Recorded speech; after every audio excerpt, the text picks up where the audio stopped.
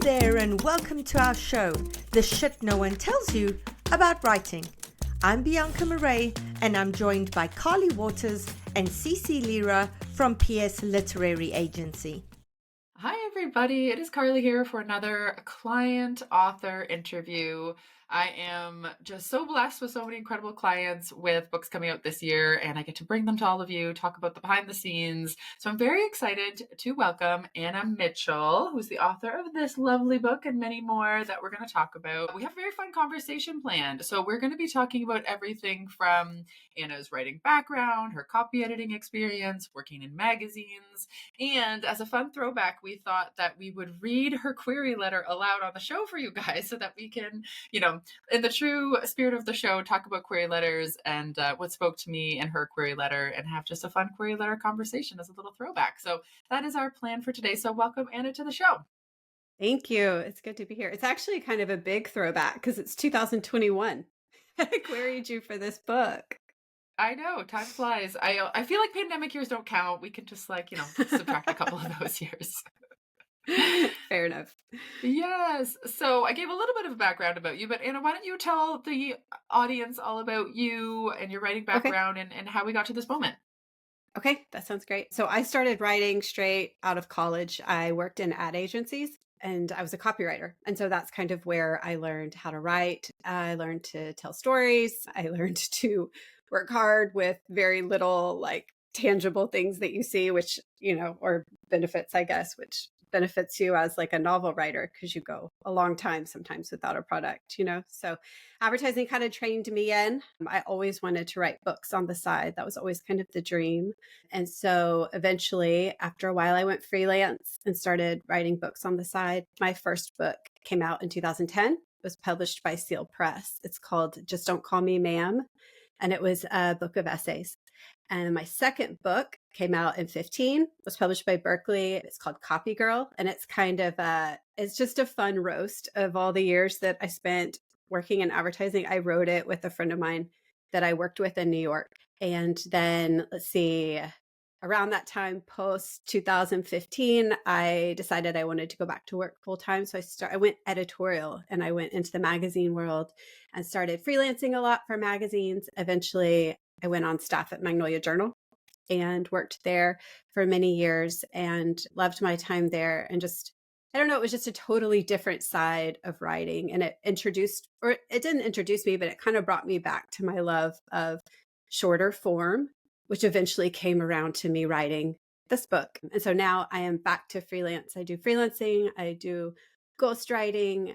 It's just a really fun, right now, it's just one of those sweet times when the jobs I have are kind of a good mix. So I do a little bit of everything when it comes to writing, I guess you could say. Yes, I love that. Yeah, we can pick apart a few parts from that conversation. So let's talk about pitching magazines. Let's start there because you were talking about working in magazines. So a lot of people that listen to our show think about, I got to get bylines or I got to build my platform. And so can you talk from your experience working in magazines, how authors could pitch magazines and how that process works from your end or your experience pitching your own stories? Yeah, I would speak from pitching my own stories first because I did that for many, many years before I was on the other side. And I found the whole process just seemed really blind, because you're just sending in letters. I live in Texas. And so I live in Waco. It's like a very small town. So I definitely don't feel like I'm part of like a literary scene or a big network where, I get to go out to lunch with friends who are all like magazine people or anything like that. So I do think that it can feel blind when you're just sending things in. I think the benefit now is that with social media, you can actually reach out. You can slowly cultivate relationships with people who are at magazines that you really like. And once I was at Magnolia Journal, that's a lot of what I saw. I don't know how much you would agree with this with the book world, but it's a lot of relationship building. And so people, once they kind of know you, it's a lot easier to take the pitch. They'll reach back out to you and possibly build on what you've suggested. And you guys can come to a sweet spot where you learn what they're looking for, what form they're looking for, because nobody has a lot of time. So the more that you can actually hone in on what they want straight out of the gates, it's just a better shot of them taking a risk on a new writer or a new writer for them, Yeah, and it trains you to think about the audience, right? Instead of like, what do I want to Yeah, write? It's like, okay, this editor has a mandate that they need to, fill, and you have to start thinking like that. that's a great point. It's like, how can I make their life easier?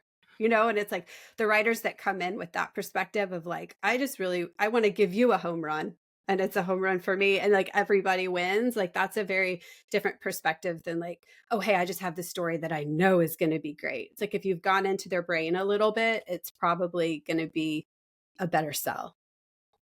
Yeah, and it makes, as you said, everybody's life easier. They want to come back to you for more work because everything's simpatico. So that makes a lot of sense. Okay, now the other Yeah. thing you were talking about was through magazine writing and working at Magnolia Journal was the format of vignettes. And so your book, Yeah. They Will Tell You the World Is Yours. This lovely book. I still have an ARC. I don't have the Hey. finished version yet, but this is what the beautiful cover Yeah. looks like. So this is completely told in vignettes. So talk to us a little Mhm. bit about the inspiration behind the book and how the vignette format worked really well for this. Yes. So vignettes are actually something that I wrote a long time ago.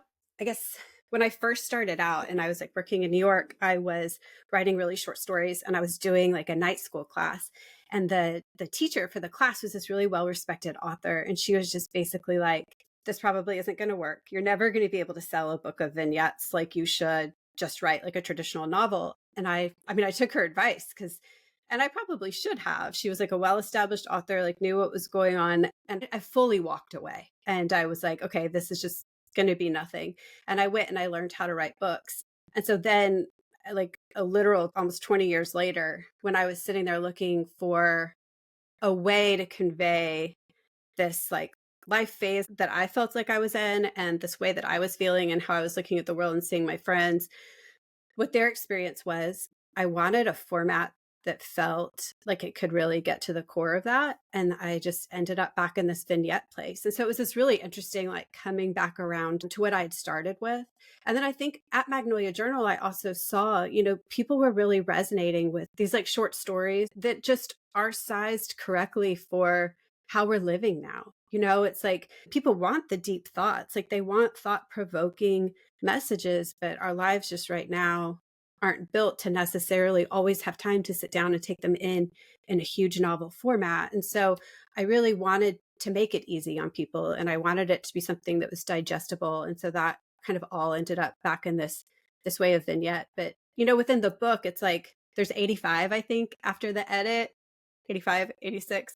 But I think that's what's great about it, because you can kind of take them like vignettes, or a lot of the early readers have been reading it front to back in more like one or two sittings. And so I Mhm. think it's really about how you want to take it in and where you are, and if you want to be reflecting on a vignette, or if you want to like take in the whole thing as one big bite, I guess. Yeah, no, it's a great point. And I think, I mean, I'm a proponent of reading it however you want to read it because it's a great book. Yeah. But I think also the target audience for this one is women because the stories are about kind of a woman going Hmm. through her fictional life essentially through these stories of vignettes. And they're so poignant. And I think it does speak to women's really busy lives, reading it between all the millions of things that women do in a day and kind Yeah. of being able to pick and choose, yeah, where they want to dip into and what they want to sit with and resonate with and maybe journal about as things come up for them. So it's a Yeah. beautiful, beautiful book in that regard. I do think women are the target, but I also feel like anything that can help men understand women is also good too. So pass it to the men in your life and be like, maybe this will give you some insight. So Some insight, yes, yes. And we have had on your publishing team, there is a great editor over at Convergent Books who published your book, who has been yes. joining our editorial meetings. So yes, we have been on the team of this book.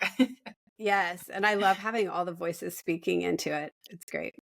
Yeah, yeah. Do you want to, just for our listeners that don't know maybe the difference between poetry and vignettes, do you want to kind of expand a little bit on what you think the difference is? Do you think that a vignette is a type of poem? Do you think it's more prose? Yeah. How do we describe a vignette?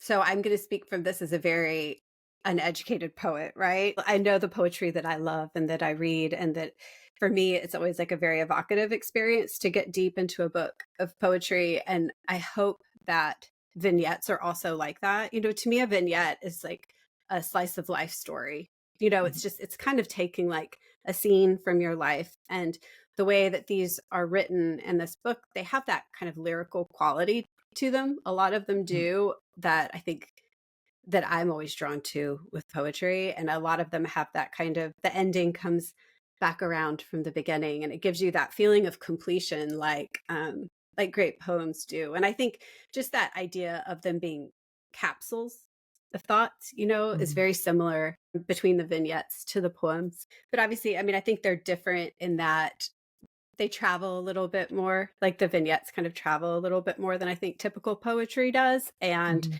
because they aren't restricted by line and rhythm completely, I just think there's like a little bit more freedom in writing them. And yeah. Yeah, that makes sense. To me, it's like a poem meets an essay. It's like somewhere in the middle, they kind of meet about like what they want to say. Yeah, and it's obviously up to the interpretation of the author and the reader and how it comes together. But yeah, they're wonderful little stories. I'll hold it up for everybody watching on YouTube so you can kind of see what the length is, right? Because it's kind of like this. And then we also have some beautiful little images as well in there. Yeah, it's coming together in a beautiful, beautiful little package. And on sale in May, at May 20th. Yes. So everybody pre-order, grab Yes. your copy. We're very excited about it. Okay, let's pop around to the ghostwriting experience. So you've talked a little bit Okay. about that you have done ghostwriting for other people. Do you want to talk about how you Mhm. got into it? It's one of those things where people, listeners and people in our community know that ghostwriters exist. They're aware of them, but it is a kind of whole different subset of the industry. So maybe talk to us a little bit about Uh-huh. your experience there. Yeah, ghostwriting is, I mean, in a lot of ways, I guess I've done 4 books, and I still feel on the outside of it in a lot of ways. It's just, I mean, I guess it's like anything with writing. It always feels slightly insider, and you just go farther and farther in, and you learn based on your own experiences. I do have other friends that are ghostwriters, and so those friends are the ones that got me involved in it in the beginning. And I had a little bit of experience having been tapped to do some individual projects for people that used ghostwriters who found me just via other work I'd done, and then kind of being in the right place in the right time. And then I had friends that had done longer projects. And so they just started to kind of throw me jobs that they, or recommend my name for things that they couldn't take on for one reason or another. And then from there it kind of builds.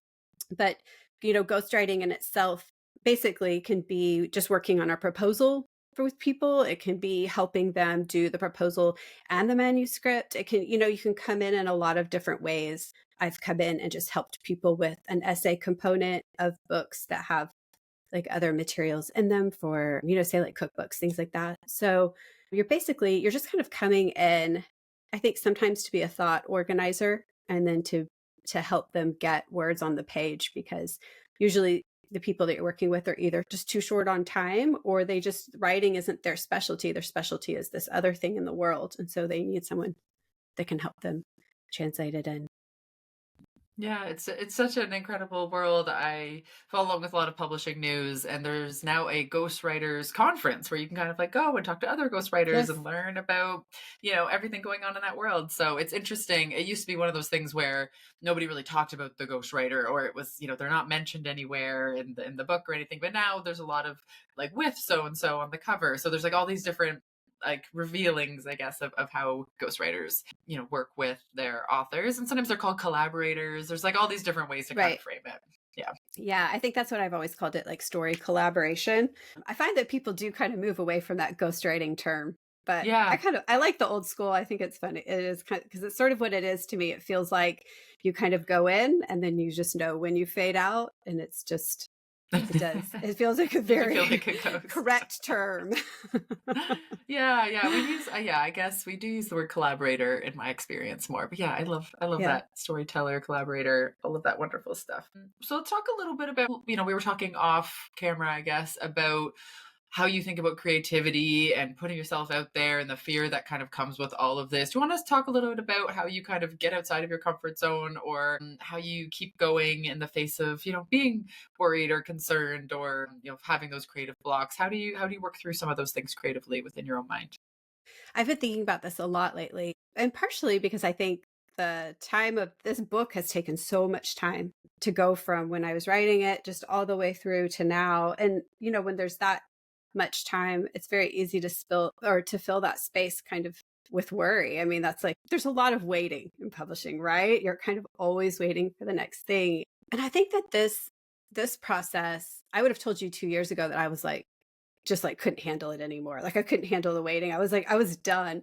But it's actually been so good for me. I think that I like really held this view that if I could just get to this point, or if I could just get to that point, that Hmm. then, the anxiety about it all or like how it would end would be over. And I think this a really extended time of publishing has taught me that it's about learning to live with this discomfort, and that Hmm. this is actually the state of it. And when you really listen to people who've been very successful in writing, like they go through the same, I mean, they hit the same blank page after their like huge best-selling book comes out. I mean, there's always this restart. There's always this like, will I do it again? And so I think I finally saw that that kind of fear of what's coming next was just going to Hmm. lead to like a really like an unhappy writing existence.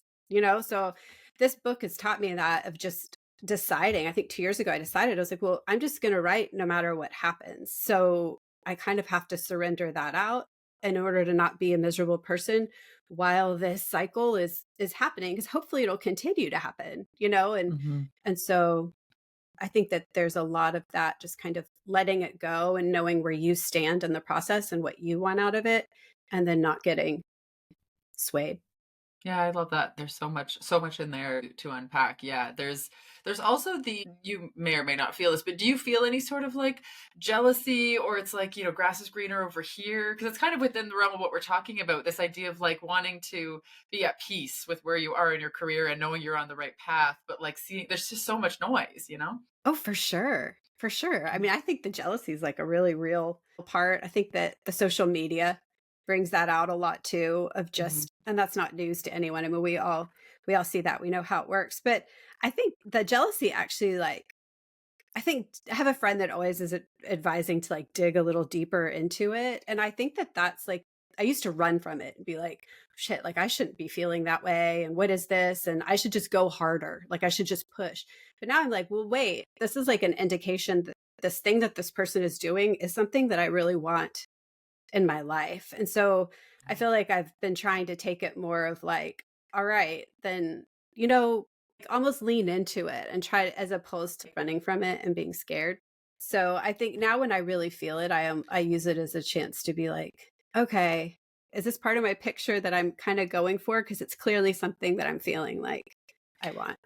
Yeah, and if it's triggering something in you, there's a reason, and then you have to think Yeah, about what's the reason. And sometimes it is just like I think it's an opportunity to hold up a mirror, right? And just think like if it's bringing totally. something up in me, what am I trying to tell myself about what's happening? And Yeah. it could not be necessarily that you want what they have. So then you have to think, well, if it's what is it bringing up? If it's not that I want exactly what they have, is it just telling me that I'm inferior versus what I want that's similar to them, if that makes sense? Yes. Yeah. I feel like that's exactly it. Because it's like, what story are you telling yourself? That's kind Mhm. of, that's in there, and trying to hone in on that.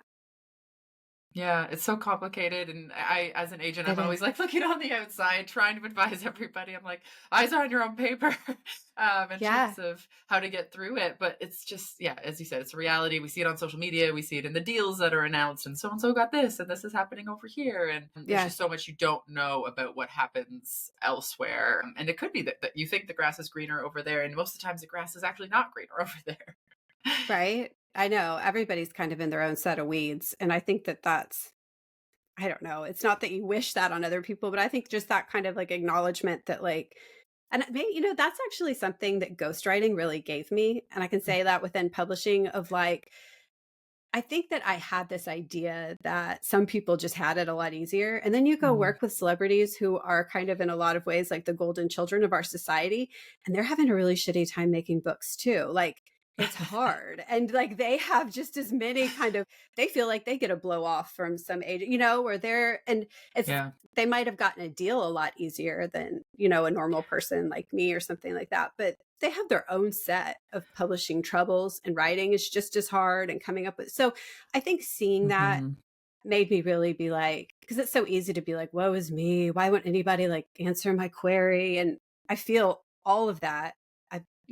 I've been in all of that. But I think seeing that made me be like, okay, nobody really just has a cakewalk. Like Yeah. it's not that kind of industry.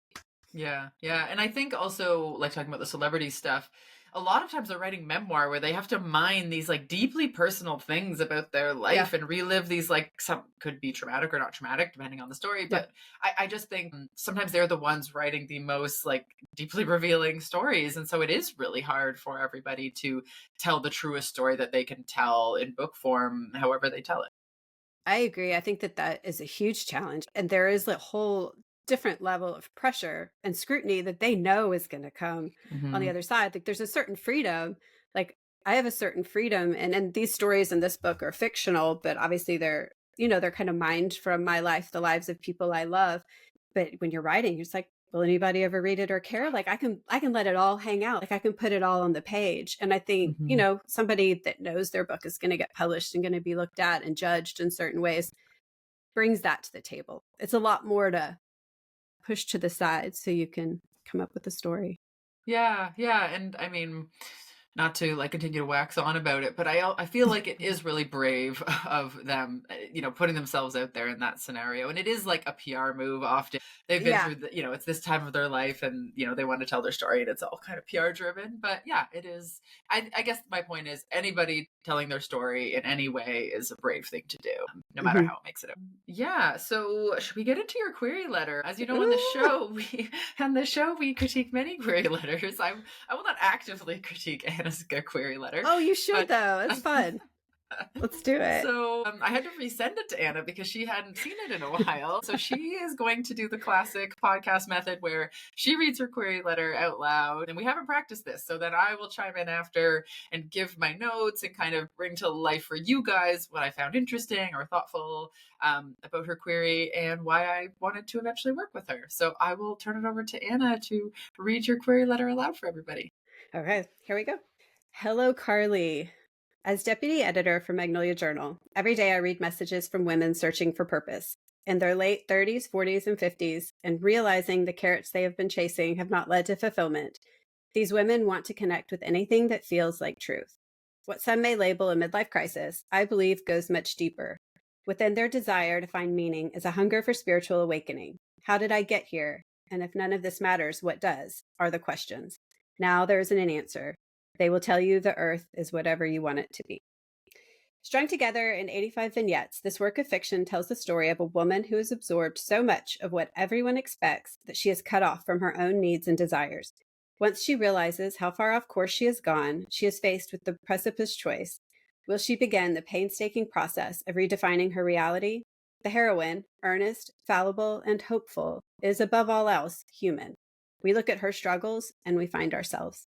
In addition to my editorial experience, I am currently collaborating with someone to write something with a prospective pub date of spring 2022.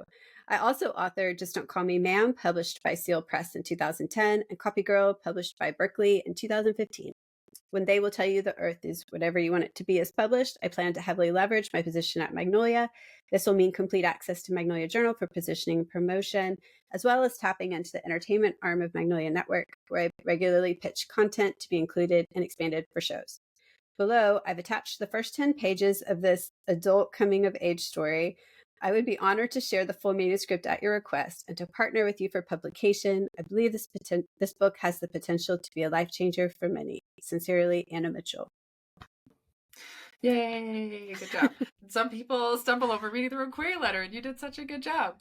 Okay, I did practice though. I read it earlier. I read it this morning, so I was like, I need to look back at this thing. 2021 was a minute ago. I know. Okay, let's start at the top. So you said like 2021. We also have to remember like where our headspace was at that time, right? And so this was a query that came into me questioning our life and larger meaning. And so right away, I found that very interesting and appealing. As somebody that at that time, how old was I then? It was like more like 35-ish. Yeah, I'm like getting into the stage of the kind of age in which Anna was kind of targeting. She said like for people in their 30s, 40s, and 50s. So I'm like, okay, I'm somebody who always is very interested about women's lives and the various stages they take in their lives. And so I just love this idea of fictionally exploring where we were going.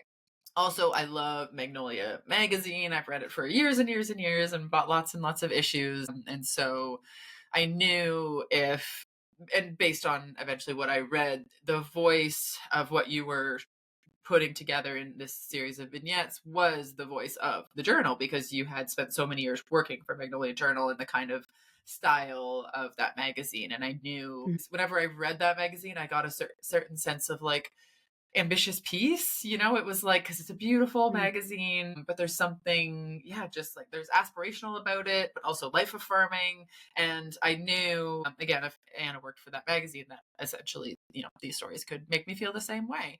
Some of the question marks for me were just, what do I do with the series of vignettes? I mean, as an agent, it's not something where editors call me and they're like, hey, can't wait for you to pitch me a series of vignettes. So this was much more a agent passion driven.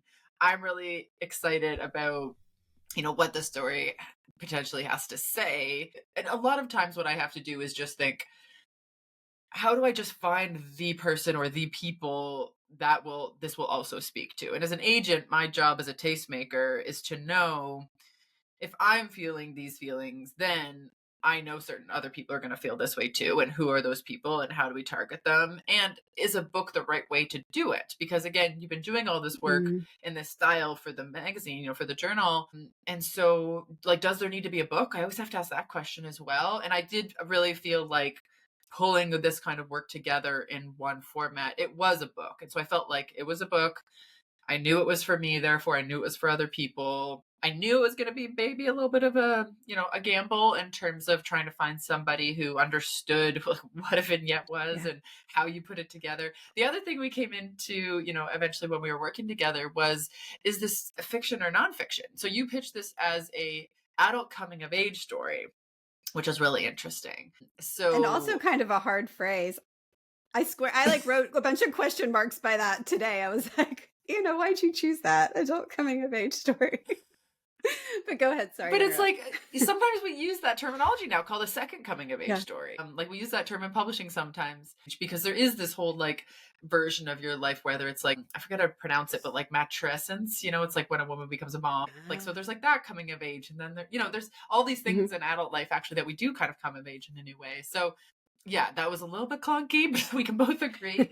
But yeah, it was more trying to figure out, is this fiction or nonfiction? Because when I pitch editors, I have to choose who I'm pitching. And I'm an agent that represents fiction and nonfiction, but there isn't a lot of editors that do fiction and nonfiction. So even though the stories, as we've mentioned, are kind of fictional vignettes, at the end of the day, we felt like it was an inspirational, aspirational, more of like a lifestyle, gifty type of size and product. Therefore, we ended up pitching nonfiction editors, even though it was a fictional story, which was always a little like sometimes could get a bit clunky with editors who kind of didn't really understand what I was trying to sell to them.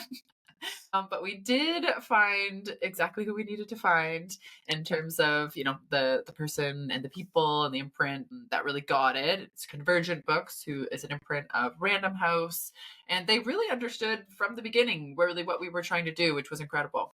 Yeah, it was really neat. And I think it, just in that sense of like what you're saying, that if it's for you, there's got to be somebody else out there. And like, it's a matter of just, can you find them? And it felt like that when we found Convergent, it was like, there you are, like, you guys just get it. It's not as hard of a sell as it's been in other areas, So I thought that was really great. So when you were because I'm so fascinated by this. So there's got to be a lot of proposals and queries that come across your desk that you connect with, and you would be interested in the book. But what takes it to that next level of like, I would be so interested in this book that I actually want it to be a book?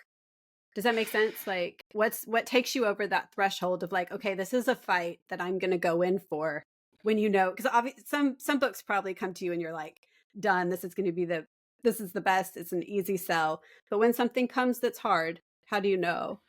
Yeah, it's a good question. Sometimes it's honestly just a measure of bandwidth. If you want to think of like passion projects versus the more classical, like easier, quote unquote, easier sells, which nothing really is, but they're more of like, I can see the pipeline versus this one. It's like, I knew a pipeline existed, or if not, I was going to create the pipeline that needed to happen. And so when there are those more passion projects, I can only take on so many passion projects at a time. And I don't have a personal mandate of like a percentage of my list that are passion projects or X, number each season or year of passion projects.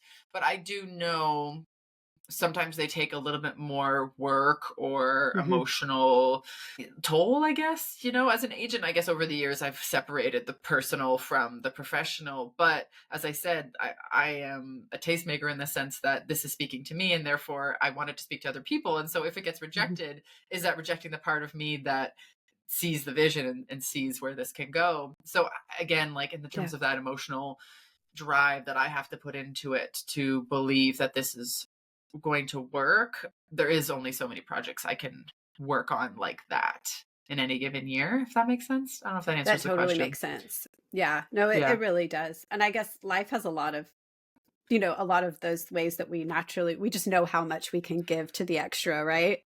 That Yeah. makes sense. Yeah. No, totally. And I always, as I said, I always felt like once we got this book into the right hands, it would sail away to, Mhm. lots of different places and outlets that we never could have imagined. So yeah, so I think we're on track to help some people out and, inspire them, engage them, get them to think about their lives in a whole new way. I hope so. I hope so. Yeah. So on the show, we always ask, advice for writers. Do you have any advice for writers? I know we've kind of sprinkled in your advice as we've gone along, but what's your go-to advice when writers ask you about publishing? Yeah, I love that y'all do this on the show because I'm always like, "Oh, give me advice." So, my number one thing that I always say to people when they send me their queries and their books is, "Have you read it out loud?" It's so easy to skip that step. It's like hard to hear the things you've written, but I think especially with queries because so often we know all the facts we want to jam in. Like if in our minds we're like, Carly, we've got Carly for one page. We want to give you like every single little thing, but then you start reading it and it's like there's a definite point where it's just too much. And so I like to read it out loud, like to myself, and then I'll go get readers that know nothing about writing and I'll read it to them because you can see in somebody's face when they like click off or when they've stopped understanding, Hmm. And I think for queries, it's like you really want to sell in. And one thing I was surprised about in my query to you was that there's really not that much information in it. Like I was kind of No, like, there wasn't any comps. yeah. I was like, it's very Magnolia Journal in that way. I'm like, I'm just going to set the mood. I'm going to inspire her and set the mood. And It was a vibes query. so true. But so I think reading out loud is super important. And I do that for everything I write. Because even if it looks good on the page, if you've gotten used to reading it visually, once you hear it, you know if you've lost it. And then, I think the other thing is just sort of what I said earlier about defining like what you're going for with your writing, and Yeah. especially if you're in that stage, if you've got a manuscript, it's your first manuscript and you're querying out, like it can feel really destructive out there with just the rejection and the fear. But I think knowing what you want to get out of it and staying really clear, and you want to get voices, like you want to get advice, but like not everybody's advice or path is going to fit yours. So I think if you're Hmm. constantly being like, oh, well, I've got to go do this or oh, I've got to do that, you exhaust yourself. I think it's about like focusing in on what do I want and then allowing the pieces to come in that can actually help you further that. Because also at the end of the day, like, if your whole thing is doing like a passion project and then you leave that just to get something published, well, that initial box isn't checked. And you are going to wake up and be kind of like, shoot, I've experienced pieces of that with projects. I've witnessed it with other people. It's like you give up what you were going for and that always comes back around. So I'm always just like, know what you want and stay with that. Stay true to that. Hmm. That's great advice. Yeah. Cause it is always going to be in the back of your mind of like, what if, so Yeah. Yeah.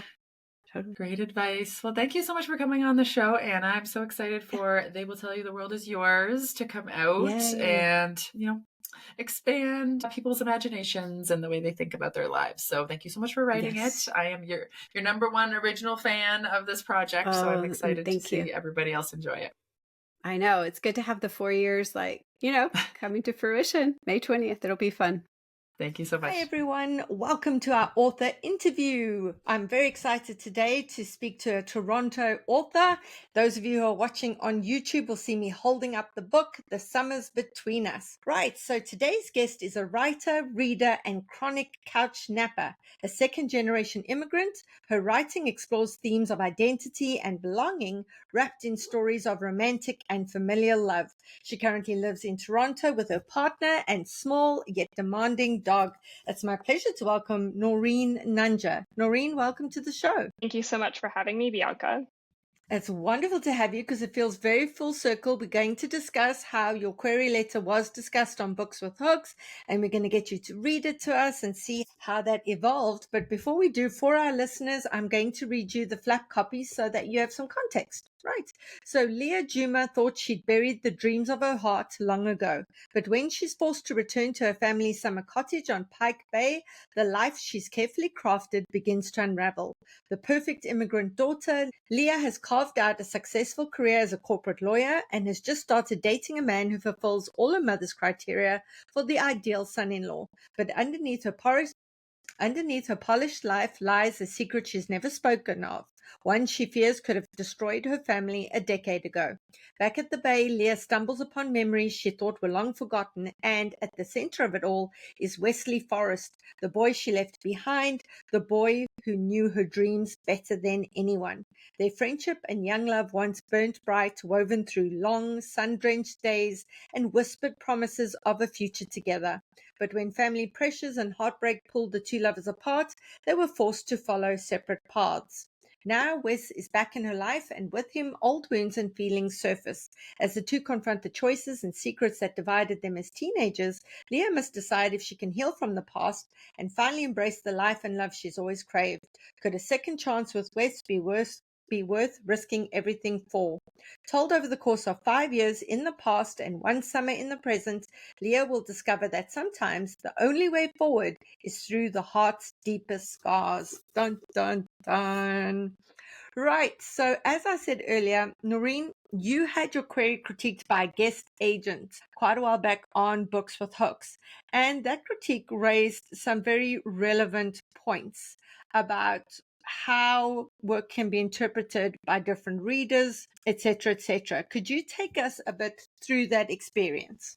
Yeah, absolutely. I think my query was also critiqued like way, way back ago, I think by Carly as well. And so I think it highlighted some really good points about my initial query in terms of understanding like how to present the characters and the wounds that they had and the stakes that laid between them. And I think that those may not have been initially clear in my query. So I definitely took some of that feedback and reworked it into my query to make it more like easily accessible to whoever was reading it.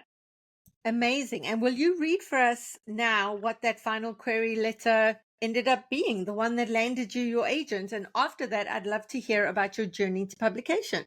Absolutely. So I'll start off with my query letter. So, dear agent, given your interest in swoony romance or other personalization, I'm excited to send you my 91,000 word contemporary romance novel, The Summers Between Us.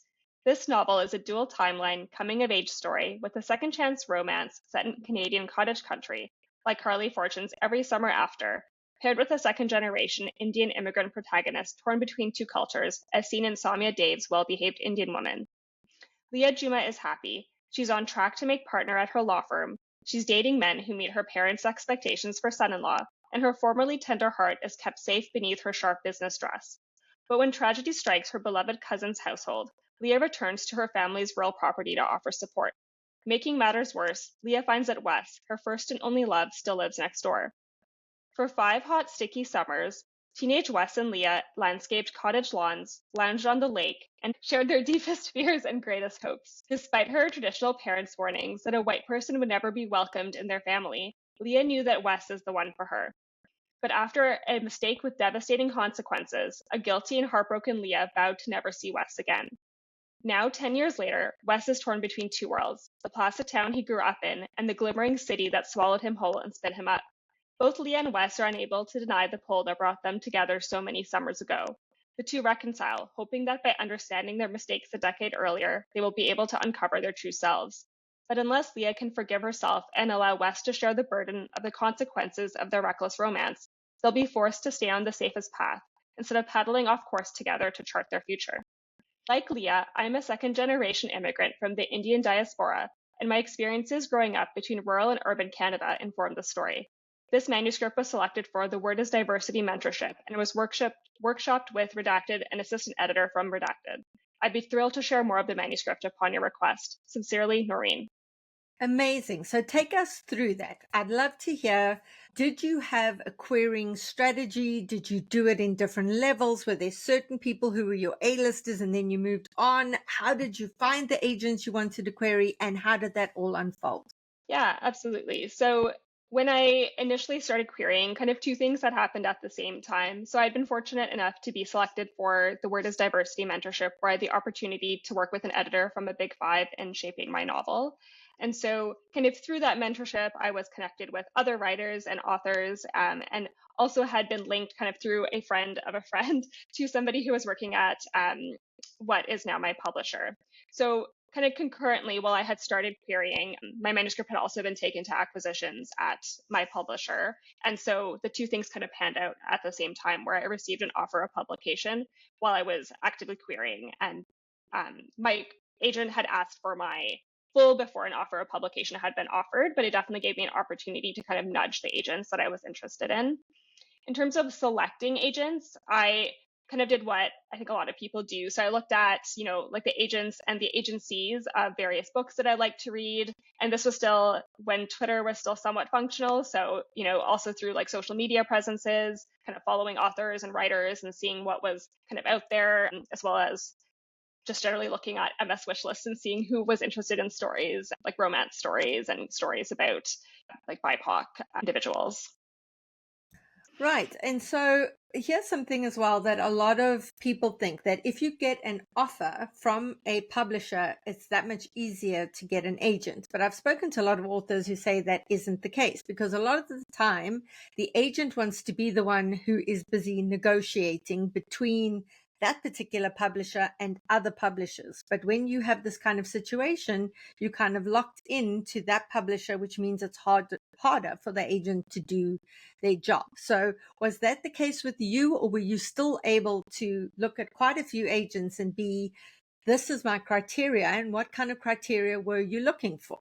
Yeah, that's a really good point. So when I was looking for an agent, I really wanted to work with somebody who was interested in working with me more long term. And so that was definitely the approach I took in terms of querying. And since I had started querying before I had this offer of publication, that's how I initially had started. So I looked at agents that I was particularly interested in, that seemed to have the same values as me and seemed to represent books that were similar to the type of books I wanted to write. But yes, of course, having an offer of publication definitely put things on a tighter timeline. So in terms of being able to find an agent, I did find that a lot of people took a step back because they probably didn't have time to necessarily read the full with the amount of time that would be reasonable given what was happening in the background. But I was fortunate in that I had a few fulls out, and I also had some requests from agents that I was very interested in working with. And so I ended up with my agent, Jem Chambers Black at Andrea Brown, who was one of the agents that I had wanted to work with from earlier on before I had the offer of publication. So I was really fortunate in that she had requested the manuscript prior, and then she was able to expedite reading it. And she understood my vision for the story. And so that's why I decided to go with her. I felt that she would be a good career partner. Amazing. And I'd love to chat a bit about that mentorship process, because I'm sure we have a lot of listeners who are interested in that. So where did you find out information about it? How did you go about applying for it? And what did that process look like? Yeah, so this was during the time of Twitter. So I feel like at that time, there was a lot of different mentorship processes or programs kind of occurring in the background and easy to access. So I basically saw somebody had retweeted something from the Word is Diversity, and they were looking for writers who were diverse writers of various backgrounds. And there was a romance editor at that time who had signed up to be the mentor. This was a number of years ago now. And so I applied, and I think it consisted of initially some questions about myself and my writing and the first few chapters of my book and a query letter. And then based off of that, they did have some full requests, and then they selected after that. And then what happened is once I actually was matched with my mentor, she read the full manuscript and met with me over a video call and also provided some written editorial notes, which basically had me going back to really gut my manuscript and really was a big lesson in craft and writing a story. So that was really invaluable, honestly, in my publishing process. That's so interesting, because a lot of people think that when you get an agent or an editor who's interested in your work, it means that the work is close to being perfect.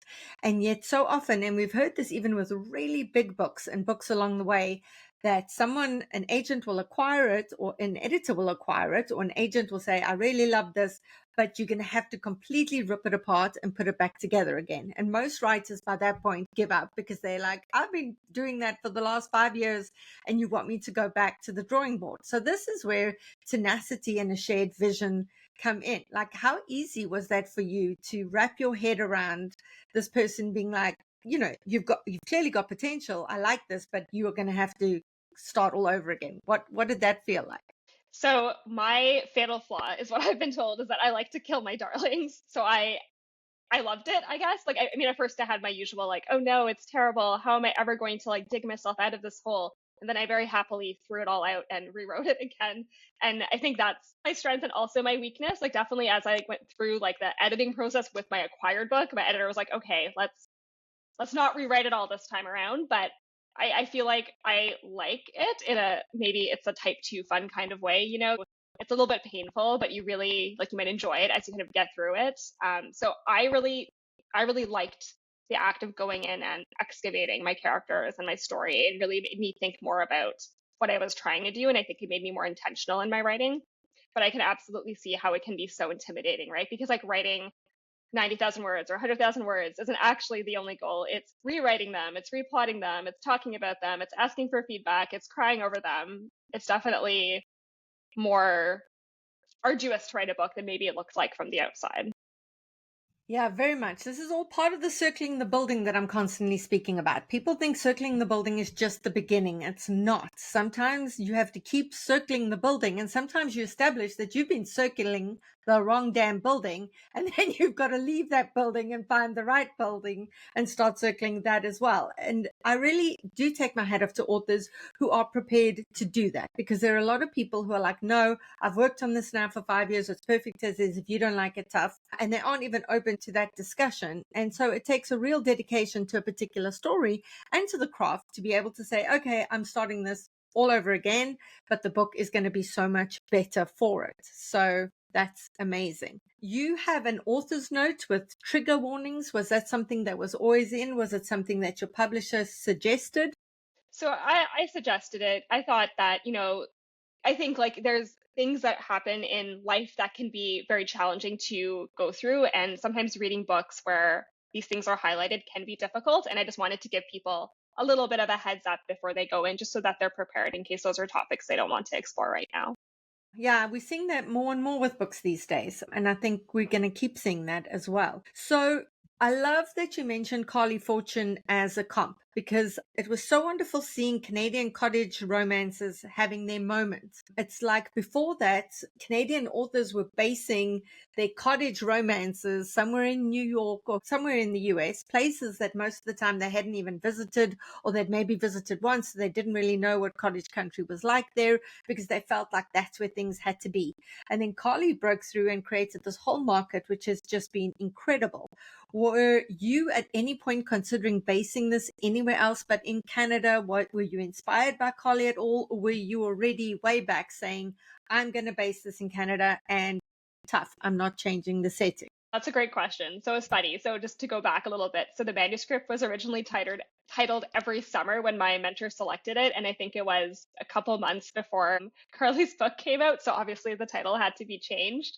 But I mean, I absolutely did, take inspiration from the authors that we're seeing now, like write books set in Canada. And when I initially started writing this book, I at first wasn't really, necessarily going to be thinking about pursuing publishing, and I wanted to write a book that felt true to myself. And so, as a Canadian, I wanted to set it in Canada because I know the area. Like, this is a place where I've been, where I've lived, where, like I spent time in various parts of Canada. And I just wanted to be able to put that in a book. And so people who aren't from here necessarily can get to experience it vicariously. And people who are from here will get to see their home, right? Like, I thought that would be really lovely. Yeah, it is amazing. Books should be set all over the place. It's really annoying that books have to be set in just like certain settings for them to sell. And so I love seeing our Canadian authors who are, claiming back the setting of Canada and bringing it alive. I think a whole bunch of people have made pilgrimages to Barry's Bay for Carly's novels, and she's created a whole industry there, which is amazing.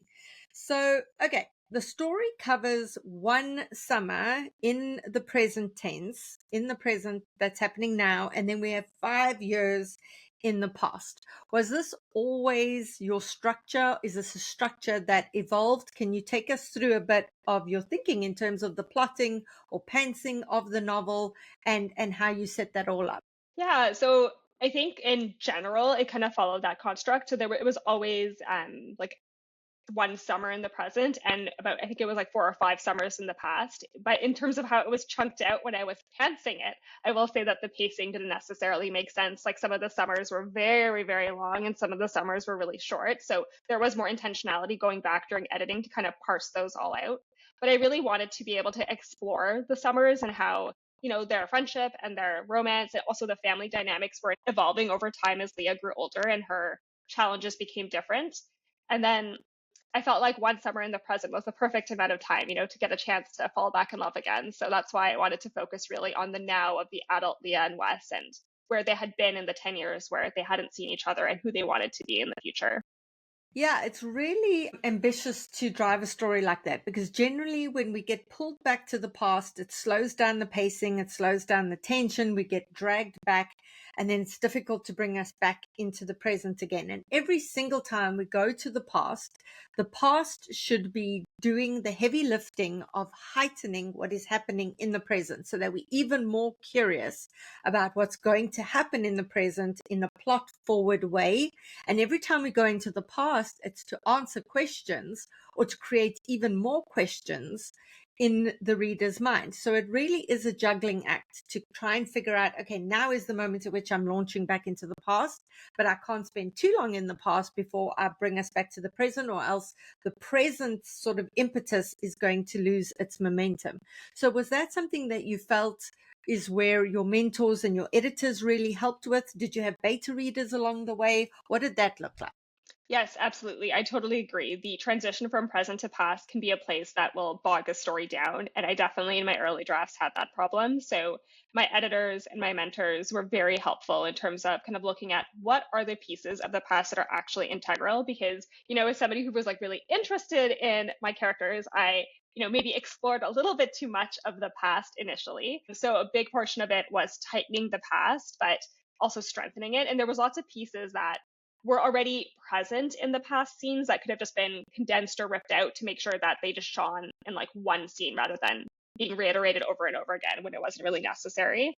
And then in terms of the present, it really was about, I agree, like trying to find places where the past was relevant in terms of bringing you back and forth instead of just kind of putting it in big lumps randomly and trying to tie it into what was happening in the present and what is happening between Leah and Wes and her family in the present that makes the past feel more relevant.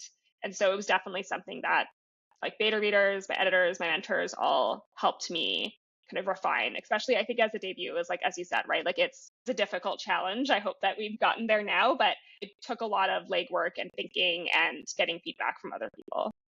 Yeah, it's a lot of trial and error and it's a lot of moving puzzle pieces around. If I think so much writing, for me at least, is spent just moving one scene from the middle of the book to the beginning of the book and then cutting it in half and maybe moving it somewhere else. And I always say try and take out as much as possible because the more you take out, the more curious the reader's going to be and the more they're going to keep reading to find that out later. And if it still makes sense without one or two chapters, then you can completely remove those chapters, even though you loved them and the writing was lush and it was beautiful and it really took you back to this nostalgic time. It really doesn't have to be there. And I think for more experienced writers, it becomes more instinctual. But I think especially with emerging authors, it's so important to have a reader say, I felt like it was dragging here. I think we were in the past too long. I really was interested to come back to the present, or we didn't finish with enough of a cliffhanger that I really felt like we wanted to come back to the present. So, it's moving those puzzle pieces around. I'm assuming you've already started working on something else after this, Noreen. So how does the process look now? Is it easier to write the next book, or is this next book teaching you how to write itself? Yeah, so yeah, absolutely. I'm starting to work on something else. I think everybody talks about second book syndrome, and I think it's a real thing. I feel the evidence of it now. But I am working on something new. I think it's because you both know so much more than you did when you started that initial book, and you also still don't know so many things. And so you still have to be open to the fact that it's going to be a journey to write the book.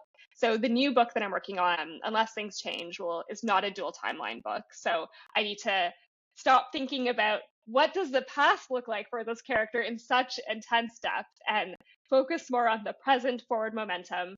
And I think it's giving me a different lesson, right? Because I spent so long working on this first one. I think it was like I started it in early 2021 and we're 2025 now.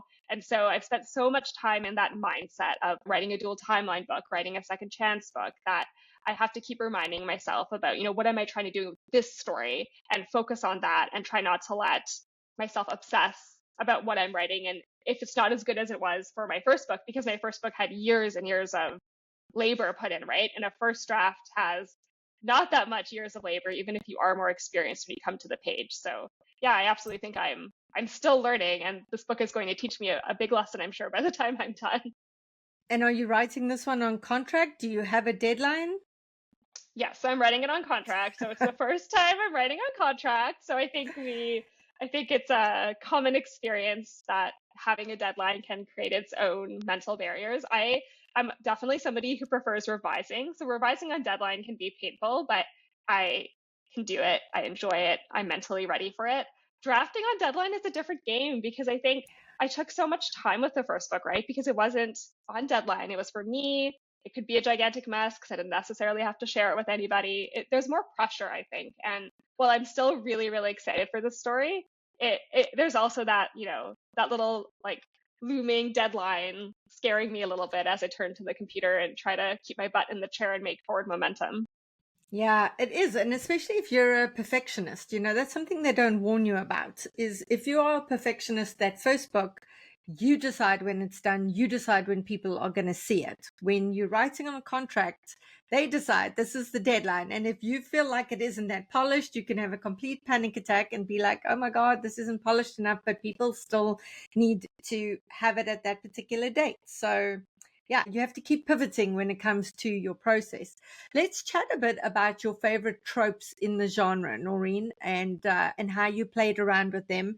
Because when we come to romance, we are expecting certain tropes, but we're expecting fresh takes on the trope. So, what did your process look like when it came to that? Yeah, so when I started writing the book, I wasn't initially like, I'm going to have all of these tropes in there. I was thinking about, what do I love in books and what do I love in romance? And I've always been a big fan of dual timelines because I'm so interested in like what makes people who they are. So I think that was one thing I was automatically going to explore. Like if I was writing a book for me to start with, like that would be something I wanted to do. And then I just thought about other things that I really love. Like I love friends to lovers. I love second chances. Like I like the idea of maybe you meet somebody who wasn't right for you at the time, but it turns out that they were right all along. Maybe you needed to grow and learn. And I think it's something that like those kind of relationships have a lot of depth. And so I tried to approach it more from a character perspective rather than a trope perspective. So I was thinking more like, who are Leah and Wes? What made them fall in love to begin with, and what will make them fall in love again? So in terms of the friends to lovers arc, right? Like they, as children, or adolescents, like meet each other and have a connection, and it's time together and supporting each other that makes their relationship grow. And I thought the same type of thing would be in the present. Like it's like, I think Leah says they can't be friends anymore, or like they can't be old friends, and Wes says, well, why don't we be new friends? And I thought that was really lovely, and how they have that connection where that friendship was inevitable, even if it's not necessarily going to be the same. And so that's kind of how I explored friends to lovers in both timelines. And it really was just about, I think, like, what is romance really, right? And I think, yes, we have all of these beautiful tropes, but they're part of, people also have these in real life, right? Like people have stories all the time about how they fall in love with their friends. And there's also people who, have a second chance with somebody that they weren't right for maybe 10 years ago. And I think it was really more about excavating what that could look like in real life, I think, for me. And I put that in this book. It's not really a rom-com, so I wanted to take it from more of like a serious lens in terms of like, what does life look like for somebody who might experience this kind of romance?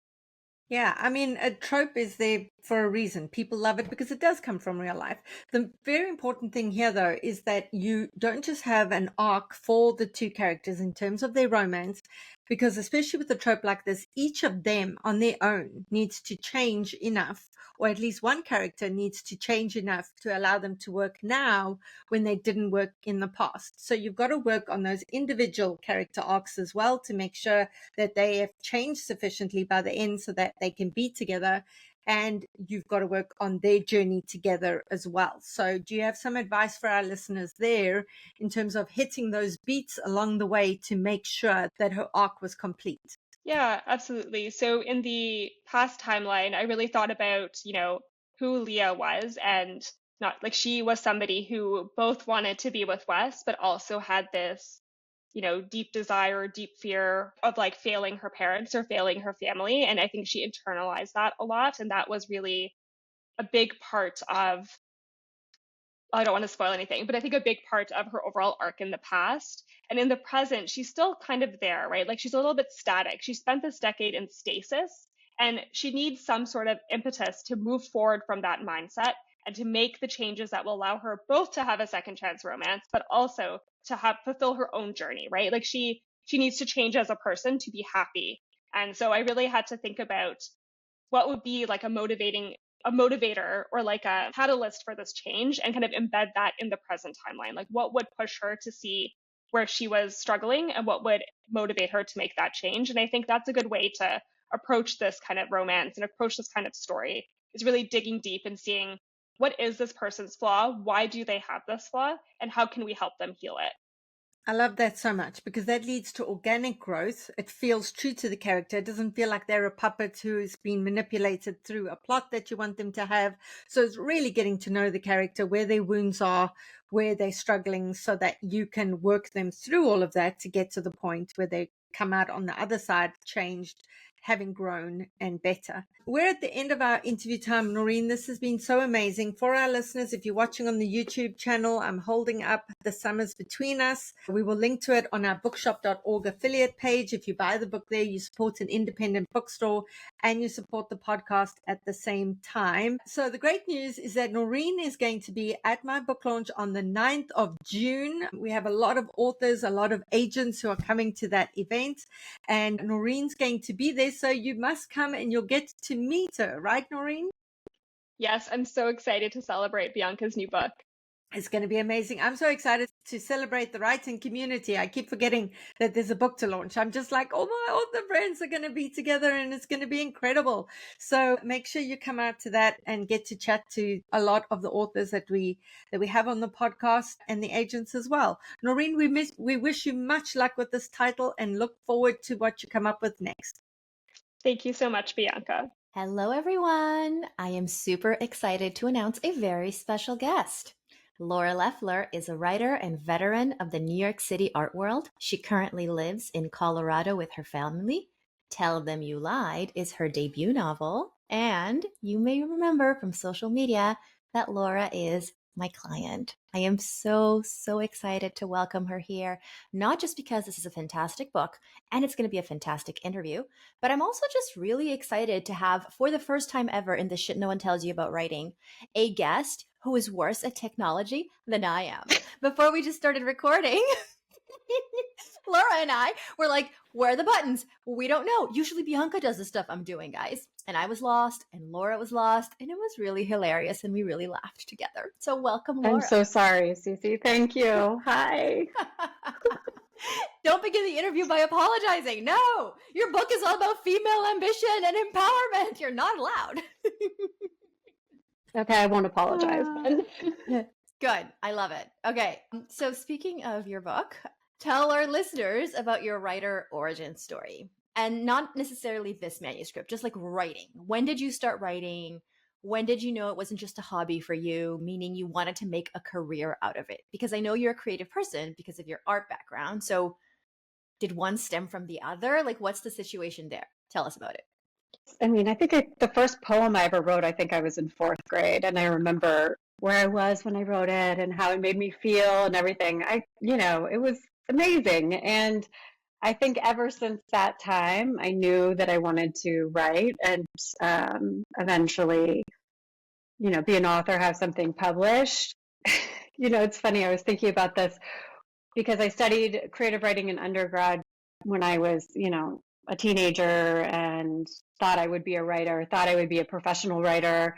And after I graduated college, I already thought I was a failed writer at 22 because I hadn't had anything published. And, you think when you're 22, you think you're so old and you think you're so mature and you think you need to, have all these things done and accomplished. And I didn't, and I didn't know what I was doing. I had moved to New York and sort of floundered around writing my little poems. And then I sort of stopped. I took a break and went back to graduate school for art history because I thought, if I haven't already succeeded, I'm never going to succeed, which is ridiculous now, 20 plus years later. 25 years later to think about that and how silly it was.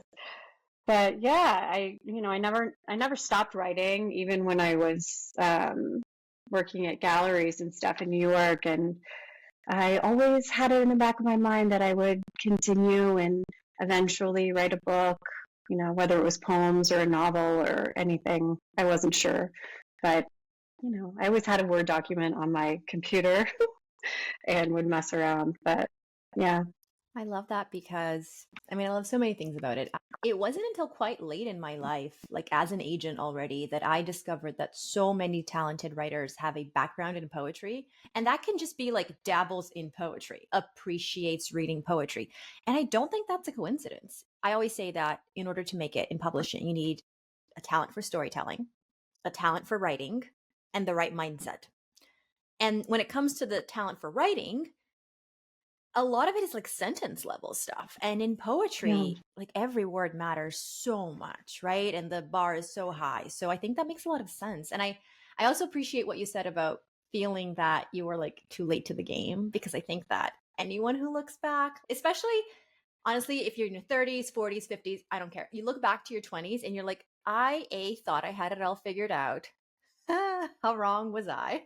And also, I thought that things had to happen in this like artificial deadline, and that's not true. And I love that you came to that realization. And I want to talk a little bit more about artificial deadlines later when we get to like your path to publication and stuff. But what about this book? Like, that's your writer origin story. What's the origin story behind Tell Them You Lied? Well, it goes back to being 22, thinking about that time when I already thought I was a failed writer, but I was living in New York. And it's so funny. I think what first came to me with this book was the idea that I had this image of Anna, who's my main character, and Milo living in that little apartment in Brooklyn while 9/11 is going on. Because I happened to be in New York. I was young at the time and had just moved to New York when that happened. And I felt, it was such a strange time to be that young and sort of, as we were just saying, like you think you know everything, you think you understand the world a little bit, and then something so enormous happens that sort of pulls you out of your own little life and makes you realize how little you do know. So that was basically the starting point. And, I wanted to focus on this little group of friends and their drama that was happening while this enormous drama and tragedy was happening, in their backyard, and just to sort of explore what happens. Everybody living in New York had that, like their own personal lives happening when this big thing kind of happened and took them out of it and made them realize stuff about the world that they probably didn't know, or at least, we didn't know as young women at the time. Yeah. And I think, I pulled a little bit more from my life because my roommate at the time had actually just been mugged on the subway a few months before 9/11. And I think that sort of triggered some things. It was like on her way to work in the morning at knife point. And, that was like another thing that was very eye-opening, and like, oh, we're not all safe all the time and that kind of thing. Yeah, those things sort of merged in my head and it became this story. It sounds chaotic and messy, but at the same time, really brilliant and in retrospect, organic. Is that how you feel you'd frame your writing process? Like, do you start with ideas and vibes and people and then it becomes a story, or do you see story first? Well, It's definitely chaotic. Yes, I think I sort of imagined characters first Yeah. in a situation and then build the story around that. I think that's what I've done in the past. So I would love to make outlines and be very like thoughtful and intentional about the plot before I start writing and making a big mess. But unfortunately, that is not how I've worked. Maybe in the future I will, but I think it would be helpful if I had a scaffolding, but I don't at this point. I haven't done that yet. I think it might be helpful for the sake of your own efficiency, right? But it's serving the process well. And if it's not broken, don't fix it. You mentioned 9/11, and I kind of want to talk about the elephant in the room. People told you, and then later after I joined your team, like told me that this book wouldn't sell because of the 9/11 element, right? Like people said, we don't want 9/11 in stories. It's too raw, it's too recent, it's too hard. There was even an episode, and maybe superfans can help us with the number of the episode. I do not remember, but there was an episode back in, I think it was 2022, in which Carly mentioned, the difficulty of selling a novel set in 9/11 and how it was a really tough sell. So did that ever intimidate you? When, where, why? Like, why did you do it anyway? I think at the heart of my question is this idea that sometimes we tell writers, this doesn't sell. And then you did it anyway. And we'll talk about how it sold later. Yes, it's super interesting. I think it was difficult. I mean, even when I was querying agents and before I found you, I had a lot of feedback that, oh, maybe you could rewrite this without the 9/11 stuff. And for me, the characters are so a part of their time that it was one thing I really wasn't willing to change. So I just felt like the story wouldn't be the story without the 9/11. I think because I conceived of it that way, and the two things were so enmeshed, the characters' lives and this big event that happened in the world, that I didn't want to get rid of it. But yes, I mean, it was scary. I knew it was a risk. I knew listening to that podcast, that episode, I remember sending you the email and like, oh my God, what have I done? But Wait, tell people about the email. People don't know about the email. Tell them. So, listeners, for context, at this point when this episode aired, Laura and I were already working together. She was already my client. And then this episode aired, and then Laura sent me an email. Tell people about the email. yes, in fact, it was just right before we were going on sub with Tell Them You Lied. And I don't remember exactly how it came up, but I think it must have been Books with Hooks. And it must have been someone had a story, a 9/11 book. And I remember Carly saying like, oh, 9/11 books, it's a really hard sell. And then Cece, you were like, I think what matters more is the story and how it's written and all that kind of stuff. So I sent you an email. I was like, thank you for saying that, because I was about to like cry when I was hearing Carly say that. So we were right about to go on sub with the book. So, but I did know it was going to be a hard sell. I knew that it was going to be that some people were not going to be into it because of the 9/11 stuff. I knew that it was going to be difficult going in, and so did you, right? I mean, you knew, Cece, that some editors, wouldn't want it, or but that's the risk. 100%. And, to give you guys context too, like Carly had no idea that Laura and I would working on this book. So it's not like she said, oh, this is a hard sell, knowing that Laura would listen. I knew because she was my client, but in part I did answer that because I went to talk to Laura because I knew she would be listening. I wanted to reassure her, but part of why I wanted to do that too is that you just never know. We can talk about trends. We can talk about what sells and what doesn't sell. We can do that all day long. And then there are always the outliers. I remember during the pandemic, people were like, nobody wants pandemic books. And then Hamnet, which is a book set in a pandemic, was a huge hit. Like you just never know. You just never know what people actually want or don't want. What you do know, what I know, what every person who works in publishing knows is what a good story looks like. You just feel it first before you think about it, before you can reverse engineer the brilliance that went into a story. You feel it because you're addicted and hypnotized by the story. And that's how I felt when I was reading your book. And we talked about it in our client call, like the call, I guess. We talked about the risk. And I was like, We can't change that. So let's not let that scare us. We'll be mindful of it. We're not going to be surprised if and when we get rejection saying, sorry, 9/11, but we're not going to let it scare us to the point of not trying, because what is storytelling if not someone taking risks? And by extension, what is agenting and publishing if not taking a chance on those risks? So that's just how it goes, like that's just life. And okay, so let's go back to like our relationship. How did we meet? When you queried me, you weren't listening to the podcast. Is that right? That's right. I mean, I think this was sort of still at the beginning of the shit no one tells you about writing. I think you guys were still guests on Bianca's show, but no, I hadn't heard it. And I actually heard you on the Manuscript Wishlist podcast.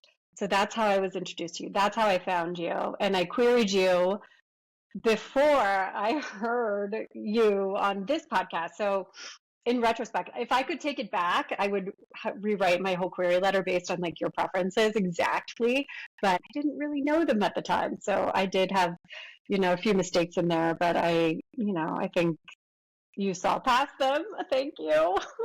Okay, you talk about your query letter like it's super problematic. It's really not. Like, it's just not. I think we should just read it. Oh, God. Read it. All right, I'll read it. Hold on. Read it. Oh, no. Okay, let me pull it up. It was a good query letter. I understand what you're saying about the mistakes, but it was a good query letter. I think I did okay on the plot paragraph, though I missed one of the very main things in the story. But the problem I mostly have with it is all the comps I used. Okay, well, just read it. Read it so people aren't like wondering what it sounds like. Okay, all right, this is it. Dear Ms. Lyra, my debut novel, All Americans, is an 87,000-word literary thriller that follows a group of ambitious young artists after the disappearance of one of their own. I was encouraged to write to you after seeing your tweet about Susie Yang's White Ivy. All Americans, like Yang's novel, explores themes of obsession, lust, and class through the lens of a complicated female protagonist. After a childhood feeling overlooked and a college career doing almost anything to belong, Nora Orr believes she's finally found her place, a dingy fourth-floor walk-up on the fringes of the New York City art world. It's the summer of 2001, and Nora and her aspiring artist friends are biding their time in dive bars and lousy jobs until they can claw their way into the glittering galleries across the bridge. When Nora's roommate goes missing, secrets rise to the surface, tensions between friends turn violent, and everyone begins to look like a suspect, even Nora herself. Set against the backdrop of 9/11, All Americans teases apart a tangle of envy, ambition, and tiny acts of terrorism. All Americans marries the eccentric friend family of Donna Tartt's The Secret History with the coming-of-age turbulence and Jessica Null's Luckiest Girl Alive. It will appeal to fans of recent literary suspense, such as Alexander Andrews, Who is Maud Dixon, Sarah Sleegar's Take Me Apart, and Stephanie Robles' Darling Rose Gold. I have a bachelor's degree in creative writing and a master's in art history. I worked in contemporary art galleries for over a decade, publishing various essays and reviews along the way, but I found the personalities around me far more interesting than any of the art. Below, please find the first chapter of All Americans. The full manuscript is currently on review with other agents and is available at your request. With thanks and very best regards, Laura. How did that feel? How did it feel reading your query letter? That was very cringe because I feel like there are so many things in there that I would want to change now. I'm like, oh my God. The way that, the first thing that just like screams out at me is how I broke the comps paragraph, like the metadata should all have been in the first paragraph. I had way too many comps. Some of them don't even make sense, really. I think that was the most obvious thing. I think the plot paragraph is okay, but I missed some of the like most important part of the plots. Like I don't really have the inciting incident in there even, or it's really vague. I think I would make it more specific about how Willow goes missing, that kind of thing. But yeah. I loved hearing it. Okay. So for me, it was a treat because it just feels very trippy to remember. I remember really well. I remember to the point where I know what I was wearing. Okay. I remember the time of day. I was actually looking at queries on my phone and I got to yours, and I review queries in batches, right? And the thing is, and I've mentioned this before on the show, I always scroll down and read the pages, regardless of whatever shape the query letter is in. To be clear, this was a very good query letter. I understand what you're saying, but I still think it's like really, really good. But I would have read the pages regardless. And I remember thinking the query letter was like neutral, like in terms of making me curious. I was neutral. I was a little worried about 9/11, but I was mostly neutral. And that's how I feel about 99% of query letters, just being honest here. It is very hard for a query letter to make me go, oh my God, I have to read it now. You know, like sometimes it happens. And then I scrolled down and I started reading your pages. And Laura, this is not because you are my client. In fact, you are my client because of this. It's the other way around. I felt hypnotized. I was like, what is happening here? And it happened after only a few sentences. Like, I still remember the feeling of fear, of intense visceral fear. And it's fear of it getting bad. I'm always terrified. Oh my God, please don't get bad. And then the second feeling was a feeling of like fear, like, oh my God, she might get snapped by someone else. I have to read this really fast. All of a sudden, this is the power of a strong beginning. It makes you feel like, A, I'm not working, right? But at the same time, it ups the stakes for my job. Like I have to secure this project. So I did ask for full, and I did read most of it. And then I stopped because I felt you weren't doing something right. So I did something that is very rare, but I have done before. I offered you an R&R, which is essentially a revise and resubmit. I said, this needs work. I'm inviting you to revise and resubmit. How did it feel getting that? And you can be totally honest. You can be like, I hated it, CC. Like, please be honest, because our listeners want to know the truth. Well, I mean, I was overjoyed because I think your comments in the R&R resonated with me because I had pitched it as a literary thriller. And at the time, I think it was a little too literary and not enough thriller. And I think I was so afraid when I was writing this manuscript that I was being too obvious or like being too, I don't know, almost cliche or something, writing something that was a thriller. So I was holding back a lot.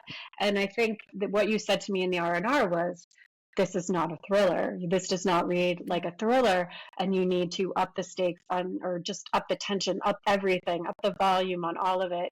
And I think getting that feedback gave me permission to really just like let it go and stop worrying about being anything and just kind of focus on the story. And so, yeah, I was thrilled to get that feedback. And from that feedback, I was able to really change it and dial everything up and turn it into a thriller, which is what I was trying to do all along. So, yeah. I love that. Oh, I'm so glad it wasn't like a terrible experience. I assume writers are like, oh man, an R&R, but at the same time, like, at least it's not a no. I don't know. It's nice that it was a fun experience.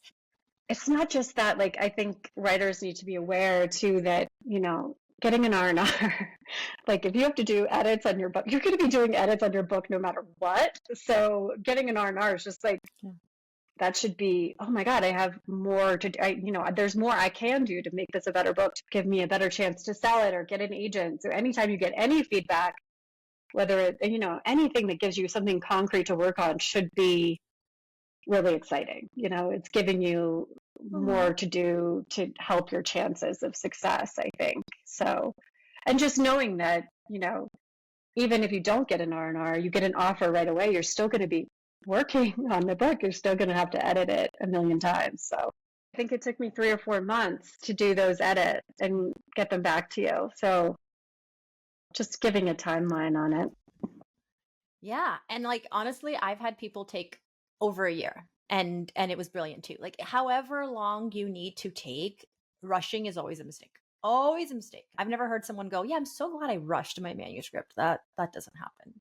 Okay. Speaking of edits, when we did start working together, like, do you remember how many editorial rounds we did? Because I don't, I'll be honest. I remember a lot. I don't remember exactly, but there were so many. I remember a lot of them. I'm not going to lie. Like there were a lot. And it was you sent me edits and edit letters. I think there were 3 of them. But then also you had other people at the agency read it and give their feedback as well, which I thought was so invaluable to have. Not just yours, but then there was other young women who were writing, who were my potential audience. So I had to take their notes into account also, which was amazing. But it was, I think, all in all, there were probably 5 or 6 rounds. I think so. I mean, I remember the story changed a lot, and listeners can have a sense of how, because of the query letter, right? Like the title's different, the characters' names are different. At the heart of the book, it's the same story. Like it's about that friendship. It's about, the characters who are now called Anna and Willow and their toxic friendship. It's art world.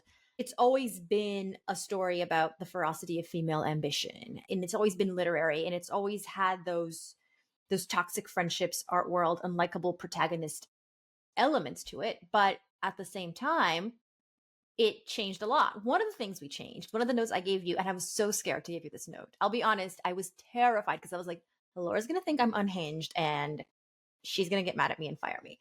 I was really terrified to give you the note of making it second person hybrid. Do you remember that? Like tell our listeners what that was like. Oh, absolutely. I was also terrified. I was terrified to receive that note because, well, I'll go into that in a second, but we had both read The Push, which is an amazing book. And it was second person hybrid where the main character, and I don't remember her name right now, but is speaking to her ex-husband. And we both thought it was so well done and amazing. And that was, I think, what gave you the idea to kind of see if we could push this book in that direction. 100%. So yes, and I was very scared to do that because I remember getting, even though I loved The Push so much, I remember getting feedback in college, like you can never use the second person under any circumstances, that's terrible. So that was sort of in my head.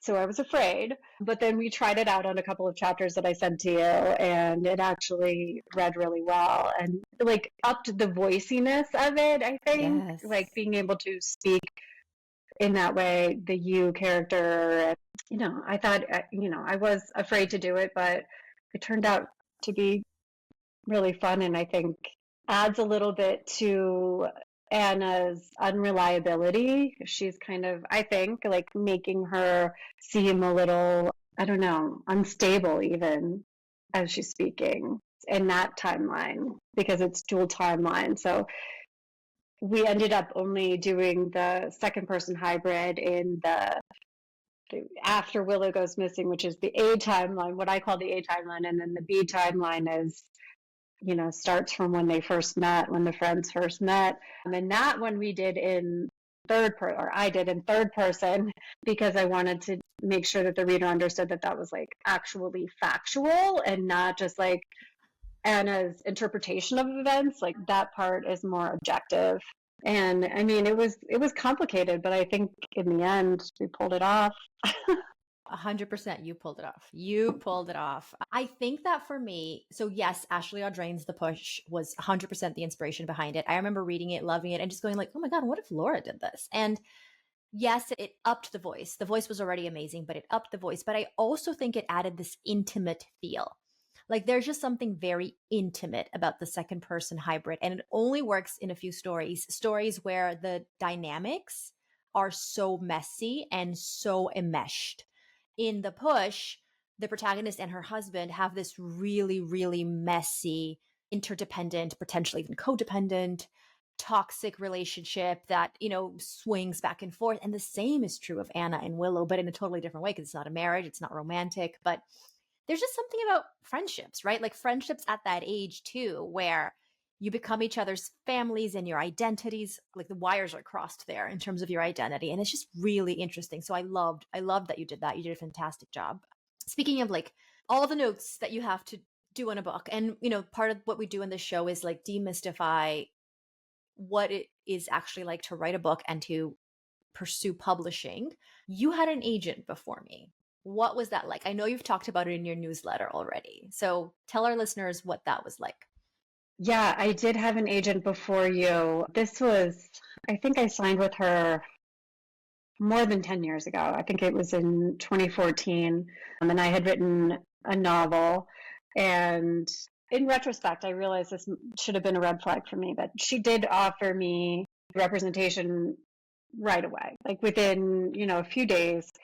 And she was at a big agency, a big New York agency. And, I was very pleased. And I thought, oh, okay, I'll just accept this and move on. I didn't really do very much research. I just sort of was like, great, she wants me, and, it'll make it easy.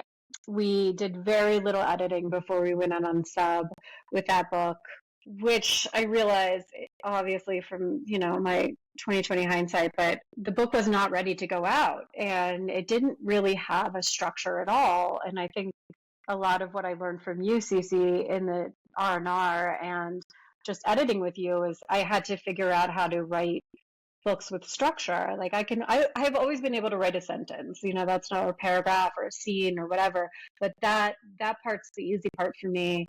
The harder part for me is plot and structure and, making sure that the readers are actually engaged in the story as well as just like line level writing. So I think, it was interesting. I didn't, we got to a point, we sent it out, we went on one round of submission and then kind of gave up on it and then moved on. And at that point, I had 3 small children and I took a break, but again, still thinking about books and still thinking about writing. And at some point I wrote the first chapter of what eventually became this book, Tell Them You Lied. And I did send, that first chapter to my old agent with basically a query letter, and she did not respond to me, which was, fine. I mean, I realized that she's more focused on nonfiction, and her fiction was definitely more literary than like a more commercial thriller, which is what I was trying to write, which I hadn't, the book eventually became that, but at the time was still not that. But, I think I am totally fine with her, the way that this all turned out, because it was harder. I had to, query, I had to do research and look for agents. But in the end, I think I was luckily able to find you, and we connected on such a deep level that you understood what I was trying to do from the start, and you helped me get there. And I think you were very invested in the book, probably because you edited it 1,000 times, but because it's a great book. That's why I was invested. Yeah, but I think it was difficult. It wasn't great that she didn't respond to me. I didn't feel great about that. Like, it kind of hurt my feelings, but like in the end, you can't kind of get your feelings hurt in this industry. You just have to like keep going and, have enough faith in yourself and be willing to do the work. And that's the only way you'll make it, I guess, to get a book published. And let's just keep going, even though you get no's a lot and people don't get it, or certain people don't understand it, or, people ignore you, but you just have to keep going until you find someone who does get you. I'm grateful that she didn't respond that time, because I think it led me to finding you. So I think it's just like dating. I feel creepy when I use this analogy because I do not mean it in a creepy way, but you have to go through relationships that aren't necessarily your forever relationships before you find the right one. And to anyone listening, I think it's really important to remember a couple things. One is, when I say I have to love a book to work on it, and people sometimes, honestly, sometimes in a really sweet way, respond saying, why do you have to love it? This is a job. Just send the book out. Maybe it'll sell. Maybe it won't. You're always saying it's so subjective anyway. And like, this is why I have to love it. Like, I have to love it because I can't sell it otherwise. And not just because I'll have to read it so many times and work on edits, and the passion needs to be there for that. But I know it's this project that can be sold or not, depending on how hooked I was. So it's just so important to have that emotional investment. It does come down to emotions. I sometimes envy people in professions who are like not emotional at all, or at least very, very little emotions. And that's just not our profession. That's not our industry. Our industry is all emotions all the time, like all the time. So this is life. This is what it is. And then the second thing to keep in mind is you may find the perfect agent for you on your first try, or you may not. And sometimes you may even find the perfect agent for your first book, but that person isn't the perfect agent for your other books. And it's about your career. Laura, I hope you stay with me forever, but whether you do or you don't, like, my admiration and respect will never go away, right? That's not conditional. It's all about having that passion for the story first. Like, I love you, but I love your writing even more. I hope that doesn't sound bad. Oh, that's so funny. I was also thinking, like, when you say it's like dating, it's also like being in a marriage, you know? And if you get married just for the sake of getting married, you know, like, oh, I just really want to be Oh, married. I yeah. want to have all that stuff. And then it turns out that the marriage itself is going to suck, you know? Like, Good point. right? Like, you don't want to be in a bad marriage. So it's much better to just Yeah. wait and like find the right person. Yeah, 100%. Okay, so being on submission with Tell Them You Lied. Listeners, if any of you are on submission, we're talking like you already have an agent, your agent has submitted, and you guys are asking your agent, oh, hello, dear agent, how long does it usually take to sell a book? And your agent's like, I can't answer that. It really depends. This story will illustrate why it depends so much. Let's talk about it. How was that like from your point of view? It was torture. I mean, I think anyone who's been on sub knows that it's unless you sell it really fast and you're at auction and you have, you know, a million people fighting over you, then it's just torture. You're just sitting around waiting and you know, it's hard. And you and I had a chat beforehand about whether or not I wanted to know if I was getting rejections. And of course, Yep. like I'm the type of person, I want all the information. So I would get some rejections and then some passes and everything. I'm a lot like, you know, querying where you hear back from people and hear no's sometimes, but you just have to keep hoping, I guess. I think that for agents, it's also torture. I do think it's way worse for writers. Like, you just can't compare. I mean, you can compare, but you can't equate. Like, I'm not equating. It's also torture for us because there's the objective side, which is we spent all this time investing in this book, and all that time might go unpaid if we don't sell it. Like, from a business perspective, we got to talk about that, right? Like, that's just reality. But then there's the emotional, again, keep coming back to the emotions, the emotional level of like, every time I got a rejection, and your rejections were all what I call rave rejections. They raved about the book. They raved about the book with specificity, not like a canned form response. And I will say that at least 70% of the editors who rejected you asked me, please send me her next work. I really love her writing. It's just, I can't see past whatever the problem was. And yes, and sometimes it was 9/11. I actually want to say most of the times it was 9/11, though I haven't actually looked this up. It's been a while. But at the end of the day, I wanted to be like I did respond with, thank you for reading. I appreciate it. Absolutely. We'll keep you in mind. But I wanted to go like, are you hurt? Is your head hurt? Does your head hurt from hitting it against this wall? This book is fantastic. Why aren't you buying this book? And don't worry, guys, I can funny, keep my Susie. emotions in check. But it's hard. Like, what's wrong with people? You know, like, it's a brilliant book. Everyone should want this. Everyone should want this. Like, we should have, I don't even know, like we should have, I don't know, like the receptionist at the publishing building coming after this book. That's how good it is. Not just the people who are in editorial, like everyone. But that didn't happen. You're so funny, Cece. You're over the top. It's true though. Like, it's such a good book. And then, you know, I'm an intense person. You know this about me. And so are you. And then, okay, so then it was out on submission for the longest time. Like, I don't remember how long it was, but it was the longest time. And we had like kind of given up. Not officially. Like, I always tell my clients, I can't say it won't sell, but I'm still trying. But it becomes harder and harder. And then I heard of an editor who, you know, was at an imprint and was looking for books like this. And I sent it to her. I don't think I told you. Did I tell you? No, you did not tell me. So I had no idea. I did not tell you. Good for me. Good for me. And then Laura's first email to me, as you guys saw, started with Dear Ms. Lyra.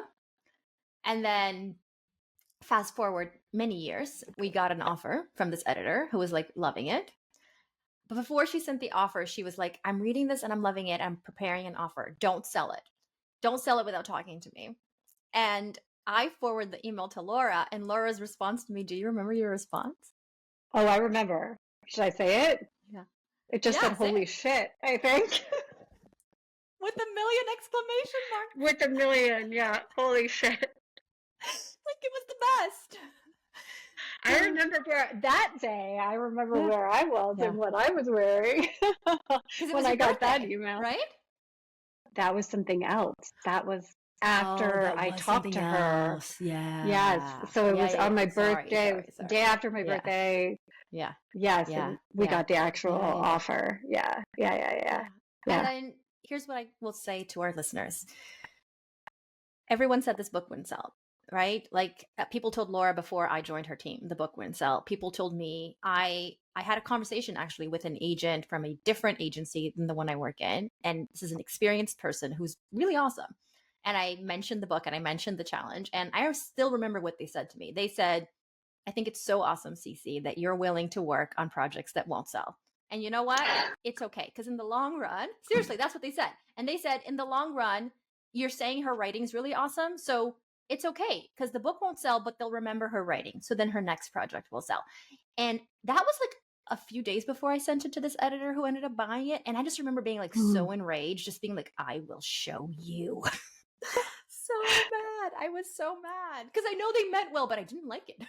Oh, I know. I know the feeling. We're just unhinged. We're just unhinged people. Okay. So then the book sold. And what I was saying to listeners is you can have a book that people keep telling you, this won't sell, this won't sell, this won't sell. Laura's book was a 6-figure sale.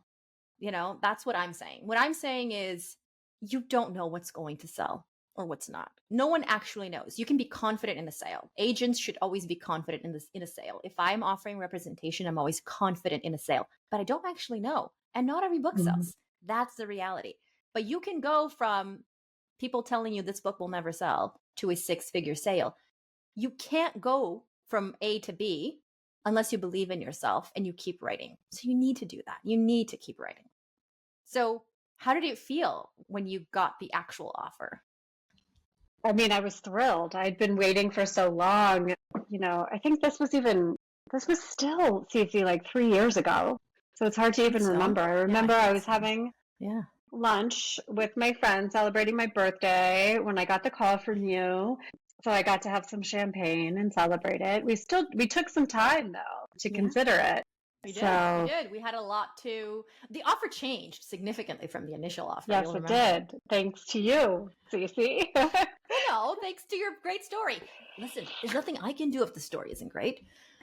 That is true. That's true. I mean, I do think that and one thing I will say about, you know, someone will tell you your book is not going to sell forever and ever and ever. But I think as long as the line level writing is like good and not, and this is something that like when I feel like doesn't get said often enough, but I do think that you really need to be able to focus on the actual craft of writing. That I should go without saying, but sometimes I think people get hung up on like, oh, this is such a great book and it's finished and it's fun and it's exciting. But like, if the line level writing, that's one thing that you can't fake it. So you have to like sort of go and practice and take all the classes and, you know, read like a writer and everything else to kind of get it there. But it's true. And it's great advice. Now let's talk about everything that comes after accepting an offer. You have an offer, you know, your book's going to come out. What was making you sad? What was making you happy? What was confusing you? What thing did you think, I'm sure it works this way, but then it actually works a different way? Like, can you tell us a little bit about that part?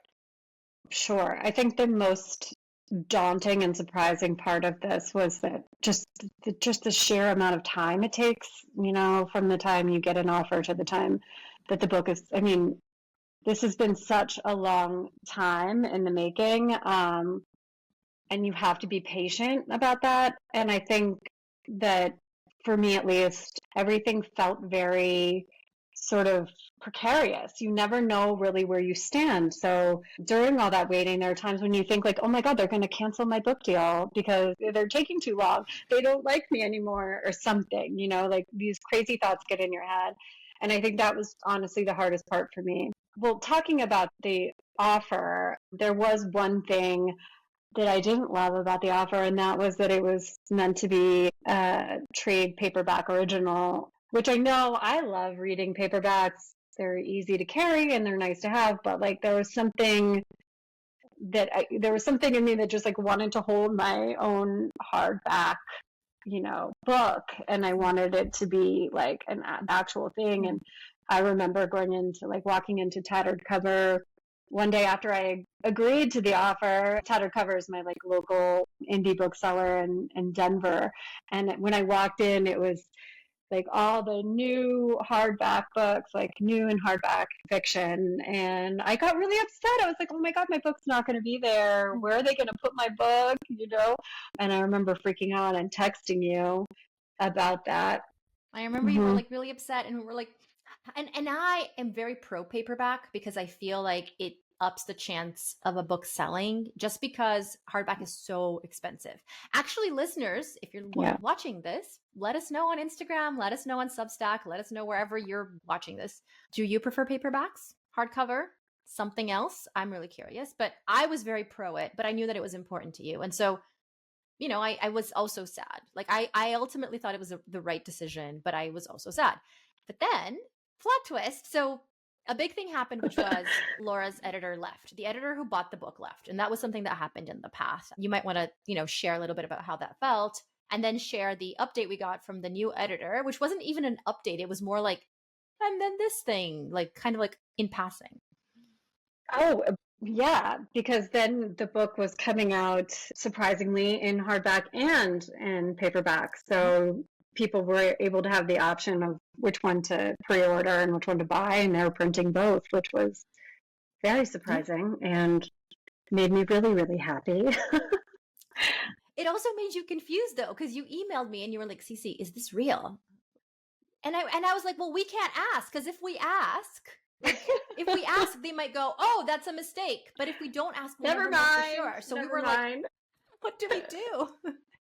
But you did ask eventually, because I didn't want, I was afraid, oh my God, like you can pre-order it as a hardback. What if all these people pre-order hardbacks and then they say 100%. You can't order a hardback, they're not going to make them. What's going to happen to all those orders? Because of course, like my family and friends are ordering the hardback copies. But then, the editor responded and told us that, they're going to do both. Yeah. So it was great. It was almost like we got the best of both worlds. And it felt like all the time and effort and everything that we spent just like paid off in the end. So I agree. This is actually the perfect way to do it. You have the paperback option for people who are more price sensitive, and then you also have the hardcover option. So it's awesome. Yes.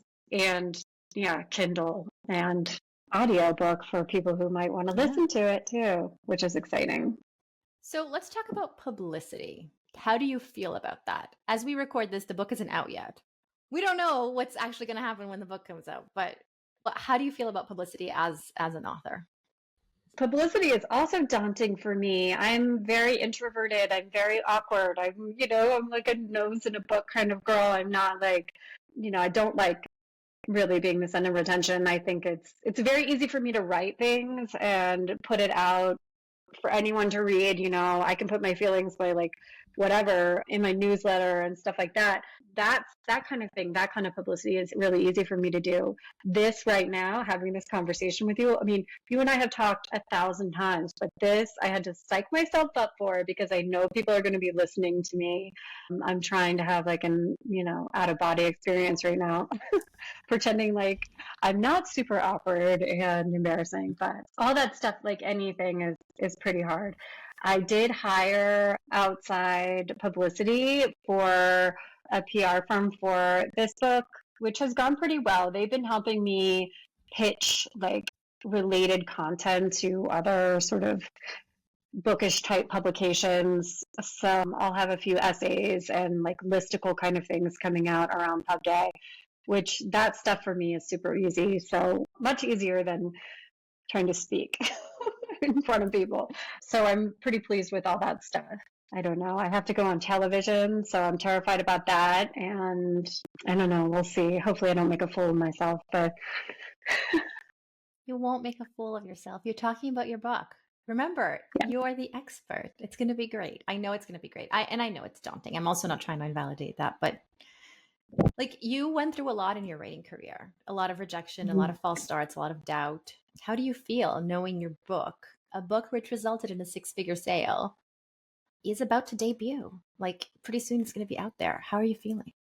It's surreal. I'm excited. I don't know. I don't really have words for it. It doesn't really feel real yet. I think even holding the book in my hands, I'm like, oh my God, like each one of these little moments I'm trying to savor and like, you know, um, every time something new happens, I'm like, oh, that I never thought I would get here. I've worked so hard and now I'm here and now I have my book and I think it will feel that way on pub day, but it still doesn't feel real yet. So yeah, I mean, it's crazy. Okay. Last question, and then I'm going to share our texting with our listeners. Oh gosh. Tell us about a book. It could be a book you've read. It could be a book you're excited to read, but recommend any book to our listeners. Oh, fun question. The first one that pops in my head is Notes on an Execution by Dania Kukafka. I'm sorry if I'm saying that wrong. This book just blew me away. It was so good. They have it marketed as like a thriller, I think, but it's so much more than that. It's such a beautiful book. She writes these amazing sentences, and I still think about it. I mean, I think I read it when it came out. So I think it came out in 2020, maybe 2021, but I still think about it all the time, and I'm going to reread it. The Push by Ashley Aldrain is another one that, we already talked about it on the podcast, but I loved that book. And again, still think about it all the time. Yeah, it was haunting. I guess I wanted to wrap this up by sharing something with our listeners. So Laura and I have been texting. We have decided to go out to dinner.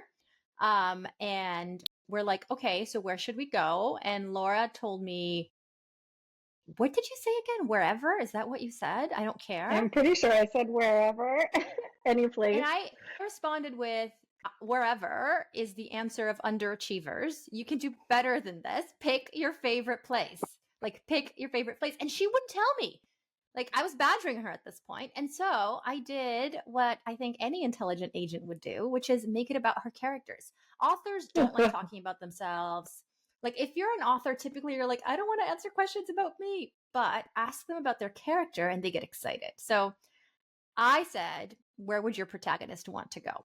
Right? Pick a restaurant, any restaurant in New York City that your protagonist would want to go. So I'm challenging our listeners, pick up a copy of Tell Them You Lied and guess what restaurant the protagonist ended up choosing. The first person to guess correctly gets a prize. Okay? So this is a challenge. It's going to be super fun. And yeah, we're excited to hear your answers. Don't tell them where we ended up picking. I won't say a word, I promise. Okay. So also, if you are listening to this, head over to Instagram, find the post about this episode and comment on the post. Let us know what you love when it comes to reading thrillers, and we will choose one answer, and that answer will get a copy of Tell Them You Lied by Laura Loeffler mailed to you. Good for anywhere that I can reach. I'm going to go to the post office and mail this. So as long as I can reach you anywhere in the States, anywhere in Canada, anywhere, most places in the world. If you are in a location where for some reason I can't, I will have to give you another prize, but that won't happen. So yeah, exciting. Thank you so much, Laura. And that's it for today's episode. I hope you'll join us for next week's show. In the meantime, keep at it. Remember, it just takes one yes.